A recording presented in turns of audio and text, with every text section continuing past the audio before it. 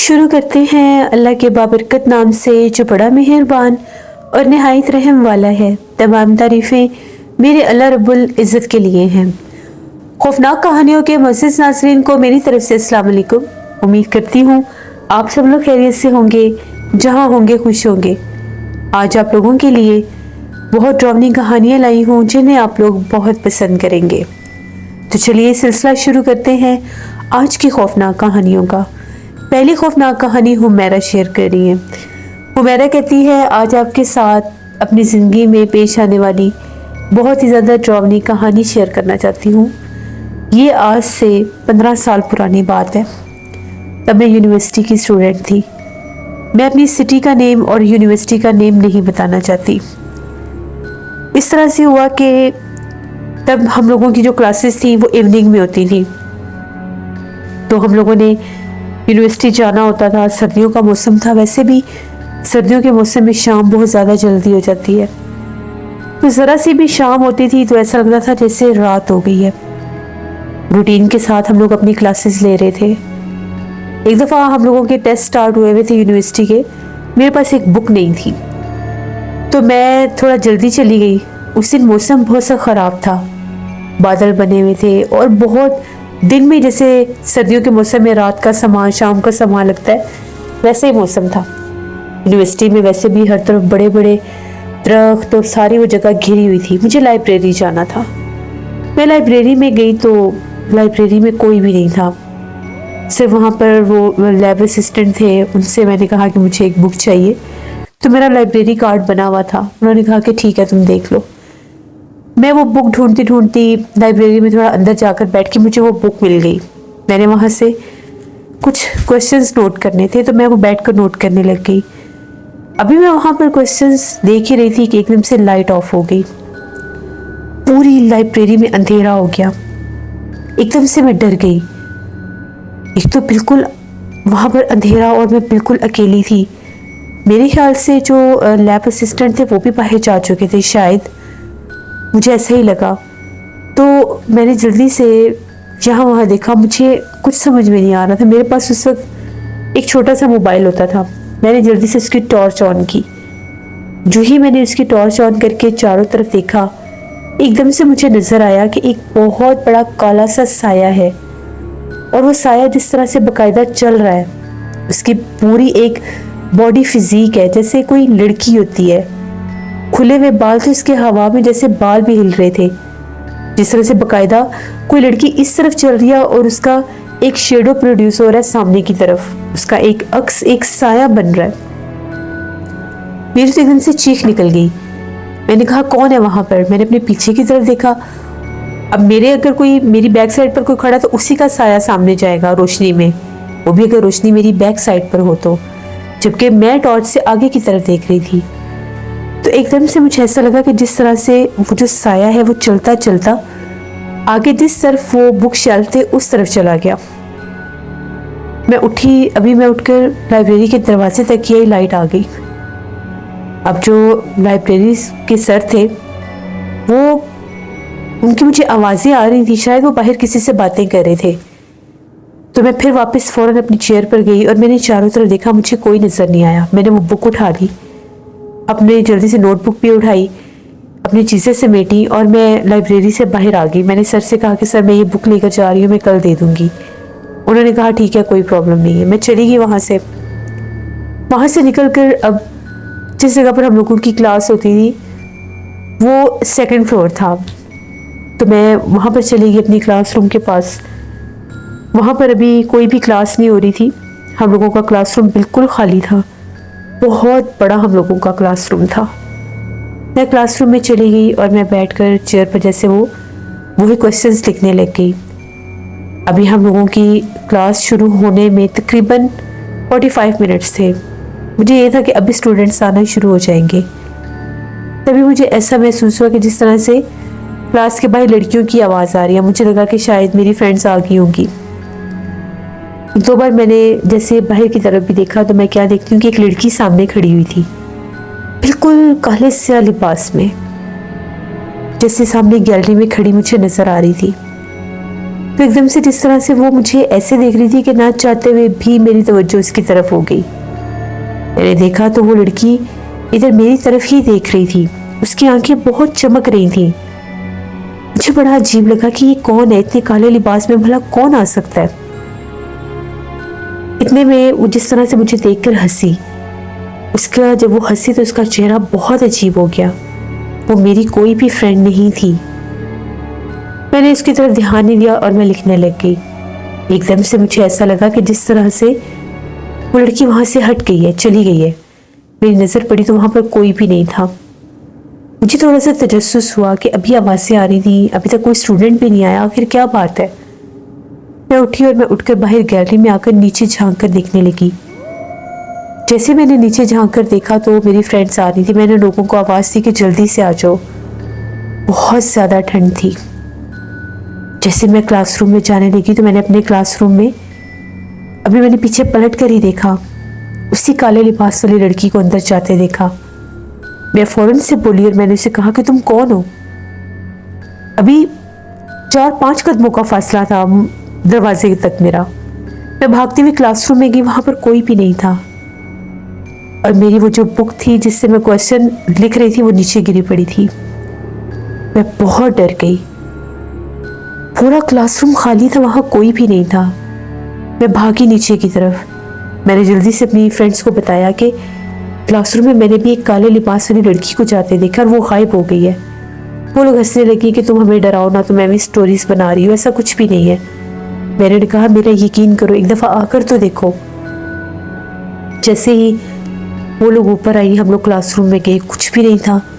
वो कहने लगी अब यहाँ पर कुछ भी नहीं है, तुम ऐसे ही हमें डराने की कोशिश कर रही हो, ये वो।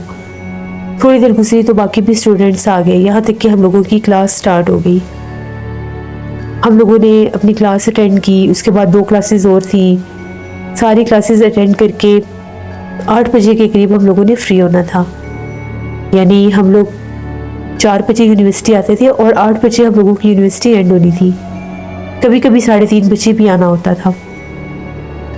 तो जब हम लोगों की क्लास ओवर हुई तो हम लोग नीचे आ गए। मेरी एक फ्रेंड ने कहा कि मुझे लाइब्रेरी जाना है, मुझे कुछ बुक्स देखनी है वहाँ पर। मैंने उनसे कहा कि चलो ठीक है, हम लोग चलते हैं। हम लोग लाइब्रेरी में आ गए। वहाँ पर कुछ और भी लड़कियाँ बैठी हुई थी इवनिंग की, तो थोड़ा सा रश था।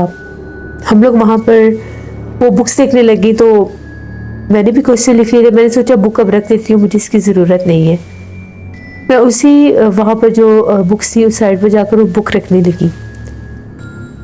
तो मुझे एक और बुक चाहिए थी, तो मैं वो बुक देखती देखती बिल्कुल लास्ट वाला जो सेक्शन था, बुक सेक्शन था, मैं वहाँ पर चली गई। अभी मैं वहाँ पर बुक्स देख ही रही थी, एकदम से मेरे कंधे के ऊपर किसी ने हाथ रखा, दीवार वाली साइड से। मैंने जैसे ही पलट कर देखा तो वहाँ पर वही लड़की खड़ी थी, काले लिबास वाली। वो इतनी भयानक थी, उसको मैंने अपने बहुत ज़्यादा करीब देखा। उसका अजीब सा चेहरा था, इतना भयानक चेहरा था। मेरी इतनी जोर से चीख निकली, मैं वहीं गिरी और बेहोश हो गई। तकरीबन आधे घंटे बाद मुझे होश आया। उस वक्त भी मैं लाइब्रेरी में थी और सारी लड़कियां मेरे आसपास थी। मैं बहुत डर गई। उन सब ने कहा कि तुम्हें क्या हुआ, मैंने उन्हें बताया। सर भी आ गए। सर ने कहा ये तुम लोग यहाँ पर क्या कर रहे हो। सर ने मुझे कहा तुम तो कह रही थी मैं कल आऊँगी बुक देने, फिर तुम आज फिर दोबारा आ गई। मैंने सर को सारी बात बताई। एनीवेज हम लोग वहाँ से चले गए। थोड़ी देर के बाद हम लोगों की वैन आ गई, हम लोग घर आ गए। कुछ मेरी तबीयत ख़राब रही, सर भारी रहा, एक अजीब सा खौफ, स्ट्रेस मेरे दिमाग पर रहा। घर आकर भी मैंने सबको ये बात बताई। अम्मी थोड़ी परेशान हो गई। अम्मी ने कहा कि अब अकेली लाइब्रेरी में मत जाना। बाज़-औक़ात जिन्नात का, भूत प्रेत का स्कूल कॉलेजेस में, यूनिवर्सिटीज़ में बसेरा हो जाता है, तो तुम अपना ख्याल रखना, अपनी फ्रेंड्स के साथ ही जाया करो। उसके बाद नेक्स्ट डे मैंने छुट्टी की, फिर मैं यूनिवर्सिटी गई। हम लोगों के टेस्ट हो रहे थे तो जल्दी फ्री हो जाते थे। हम लोग तकरीबन 7 बजे फ्री हो गए, लेकिन वैन वाले ने 8 बजे ही आना था, क्योंकि हम लोगों की क्लास के अलावा और भी इस वैन में इवनिंग की लड़कियां जाती थी। हम लोग यूँ ही चलती फिरती हम लोगों की जिस तरफ कैंटीन थी उस तरफ आ गई। तो हम लोग कैंटीन पर बैठ कर जैसे चाय समोसे हम लोग खा रहे थे। मुझे वॉशरूम जाना था, तो मैंने अपनी फ्रेंड से कहा कि मैं वॉशरूम से होकर आती हूँ। कैंटीन की बैक साइड पर वॉशरूम एरिया था। रात भी थी, सर्दी भी थी और बिल्कुल खामोशी और सन्नाटा था। वॉशरूम की लाइट्स ऑन थी। मैं वॉशरूम में गई। अभी मैं वॉशरूम से बाहर ही आई तो मुझे एक अजीब सी आवाज़ सुनाई दी, जिस तरह से कोई गुनगुना रहा है, बिल्कुल आहिस्ता सी आवाज़ में। मुझे लगा कोई और लड़की होगी किसी वॉशरूम में। तो जैसे ही मैं वॉश बेसिन पर हाथ धो रही थी तो एकदम से मुझे ऐसा लगा कि जिस तरह से मेरे पीछे से कोई गुजर के गया। मैंने पलट कर देखा तो वही लड़की, काले लिबास वाली, वही काली भयानक चेहरे वाली, मुझे बाथरूम के पास खड़ी हुई नजर आई। मैं भागी वहां से बाहर। मैंने पलट के भी नहीं देखा पीछे। जब मैं वहां से चीखें मारते हुए बाहर भागी, उसने बाथरूम का जो मेन एंट्रेंस डोर था इतने जोर से बंद किया कि जैसे वो दरवाज़ा टूट जाएगा। उसकी आवाज़ बहुत ऊंची गूंजी भी। मैंने कैंटीन में आके अपनी फ्रेंड्स को बताया। उन लोगों ने मुझे कहा कि तुम्हारे साथ ही ये प्रॉब्लम नहीं है, यूनिवर्सिटी की और लड़कियों के साथ भी ये प्रॉब्लम हो चुकी है। हमें एक दो लड़कियों ने और भी बताया जो तुम्हारे साथ लाइब्रेरी में हुआ था। कुछ मॉर्निंग की लड़कियां हैं, उनके साथ भी ये प्रॉब्लम हुआ। उनको भी एक लड़की नजर आती है, लेकिन उनकी बात पर कोई यकीन नहीं करता। तुम ऐसा करो, तुम दम करवाओ किसी से, कोई मुफ्ती साहब के पास या किसी साहिब इल्म के पास जाओ, क्योंकि हम लोगों की क्लासेस तो इवनिंग में होती हैं। ऐसा ना हो कि तुम्हें कोई चीज़ नुकसान पहुंचा दे। बस हम लोग वापस जब घर आए तो मैं बहुत डरी हुई थी, मुझे बुखार हो गया खौफ से। मैंने अम्मी को सारी बात बताई। अम्मी ने अबू से बात की तो अबू के एक दोस्त थे जानने वाले, वो एक साहिब इल्म को जानते थे। अबू ने कहा कि ठीक है, कल हम लोग वहाँ पर चले जाएंगे। अबू ने अंकल से बात की तो अंकल ने कहा कि ठीक है, मैं आ जाऊँगा तो हम लोग ले जाएंगे आपकी बेटी को, बच्ची को ले जाएंगे। नेक्स्ट डे तकरीबन 3 बजे का टाइम था। अंकल आए, अम्मी, मैं, मेरे अब्बू और वो अंकल, हम लोग अब उन साहिब इल्म के पास जाने के लिए निकल पड़े। जब हम लोग वहाँ पर पहुँचे, उनके पास बहुत रश था और भी बहुत से लोग थे। उनको देखने के बाद जब उन्होंने मुझे दम वगैरह किया तो मुझे ऐसा लगा मेरा सर किसी ने बहुत ज़ोर से दबाना शुरू कर दिया। मेरे सर के ऊपर और चिन के नीचे किसी ने हाथ रख के कोई मेरे पूरे सर और फेस को प्रेस कर रहा है। मैं चिल्लाने लगी कि दम ना करो, मुझे तकलीफ हो रही है। उन्होंने कहा कुछ नहीं होगा। उन्होंने उठकर अपना हाथ मेरे सर के ऊपर रख दिया। जैसे उनका हाथ मेरे सर पर आया तो वो जो एक एक्स्ट्रा सा मुझे वेट फील हो रहा था वो कम हो गया, बिल्कुल कम हो गया। अब मुझे दम करते रहे, मेरी आंखों से पानी बह रहा था, मुझे बहुत ज़्यादा चक्कर से आ रहे थे। फिर मैंने पानी वगैरह पिया, दम किया हुआ।